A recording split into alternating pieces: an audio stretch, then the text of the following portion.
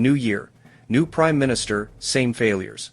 Mark Carney's Ottawa looks just as weak and directionless as it did under Justin Trudeau, and Canadians are paying the price.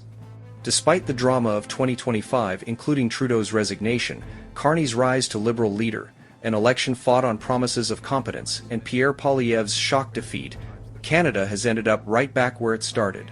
Poilievre is already headed back to the House after a resounding by-election win in Battle River Crowfoot on August 18, pulling nearly 80% of the vote. But what's changed?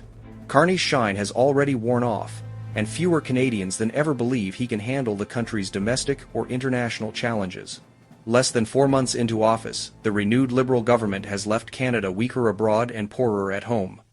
The Carney honeymoon ended fast. Days after his victory, he posed alongside U.S. President Donald Trump, mimicking Trump's signature thumbs up. Trump took credit for Carney's win and revived his 51st state rhetoric. Carney's team scrambled to downplay the moment. But the damage was done. This was the man who promised to stand up to Trump, not stand beside him. Worse, Canadians soon learned that Carney had quietly removed most tariffs on American goods during the campaign, a politically clever move that stripped Canada of any leverage.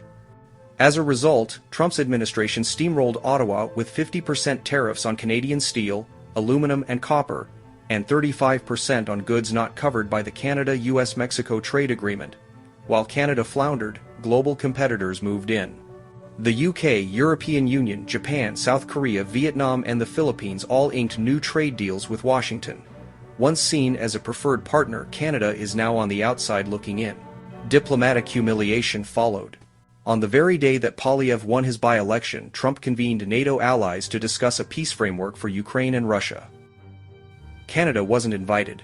Though we were once proud of our role as an honest broker and middle power influencer, now we're irrelevant. Carney's much-hyped economic expertise has also fallen flat. He appeared willing to govern without a federal budget, an act of arrogance or incompetence, take your pick. After backlash, he promised a fall budget, but there's still no credible plan to rein in deficits or restore confidence. Even Air Canada workers ignored his calls to return to work. A long-overdue defense spending pledge of $8 billion has been mostly swallowed by decarbonization programs, doing little for national security. Meanwhile, the government's environmental agenda continues to punish the economy. Slashing the consumer carbon tax to zero was a headline grabber, but industrial carbon taxes and regulatory burdens continue to rise, choking off investment, productivity, and competitiveness. Western alienation is deepening. The Carney government's shortcut for approving energy projects, fast-tracking anything in the national interest, politicizes resource development and creates uncertainty. Carney has even hinted that indigenous groups may gain veto power, further muddying the investment landscape. The economy is stagnant. Canada's international stature is diminished. The West remains ignored. For many Canadians, Carney looks like nothing more than Trudeau 2.0. Incredibly, we're right back where we were when the year began. Trump is blocking our exports. The Prime Minister can't stop him. And the Conservative leader is back in Parliament sharpening his attacks. The only real difference? The NDP doesn't have a leader. But once it does, it will be eager to bring down the government and try to rebuild its own credibility.